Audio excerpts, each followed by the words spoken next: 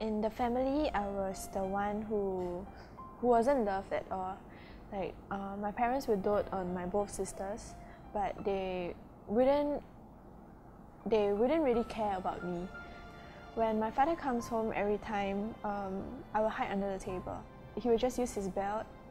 He would just start hitting me out of a sudden with no reason. They will use ropes and tie me up and just not allow me to sleep and just have to stand there and wait till the morning comes. When I was 9 years old, my aunt actually brought me to church. She told me about Jesus, she told me about God's love, and she said that, you know, if anything happens and you really need help, you can pray and ask Jesus for help. And so I just knelt down and I prayed. I asked Jesus, I said, Jesus, would you help me, bring me away from this place? 6 months later, my parents came to me and told me to pack your bags. They said this to me that we don't want you anymore.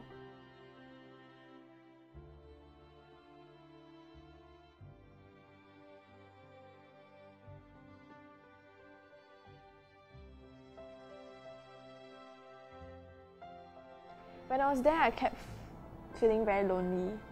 Like, I just kept thinking of the past. I couldn't stop thinking of the past. I kept thinking, like, why would my parents abandon me? I couldn't accept my foster parent as my parents. Like, thoughts will start flooding to my mind. Things like, I'm useless, I'm unwanted, nobody cares, and I don't even know who am I. It's just, I felt that it was a mistake for me to be here. My friends found out through the teacher that I was abandoned by my parents. They found because I changed my name in the middle of school term.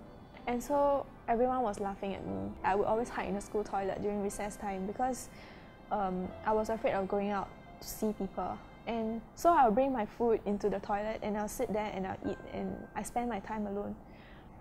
I tried to end my life many times. I tried all kinds of ways, but somehow it just didn't happen. And it's like as if that God is saying that, you know, I'm going to use you for something, so you're not allowed to leave yet. 4 years ago, when I attended Kuantan camp, Michael Ross Watson was speaking about overcoming rejection. During that altar call, I responded. I went up and I told Michael Ross Watson everything that I was facing, everything that I went through, and he prayed for me. And so while he prayed for me,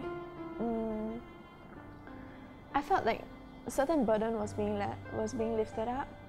And during the whole prayer, I could remember myself really screaming a lot. It was like a lot of pain just trying to escape from my body.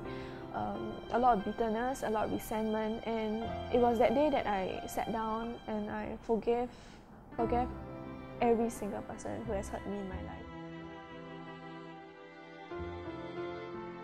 And God said that give up that longing to want to know your parents. Give up that longing of wanting to know who you are, who your parents are.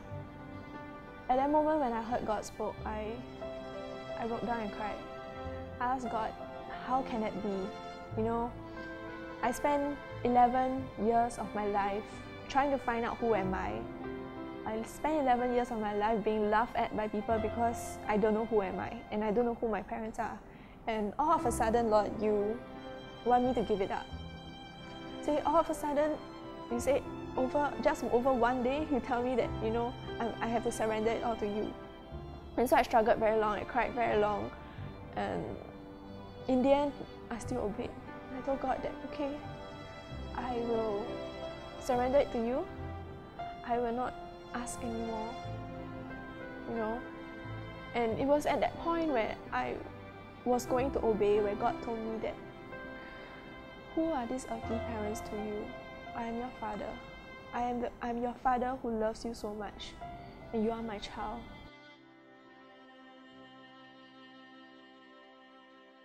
I went through my wedding, and after that, when I left for my honeymoon, I met my aunt.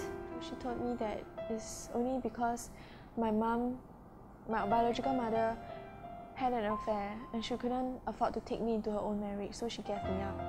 And knowing this, I didn't even want to pursue who was she anymore. It's like I kind of already recognized the fact that, you know, my identity is Christ. Like God told me himself that I'm his child.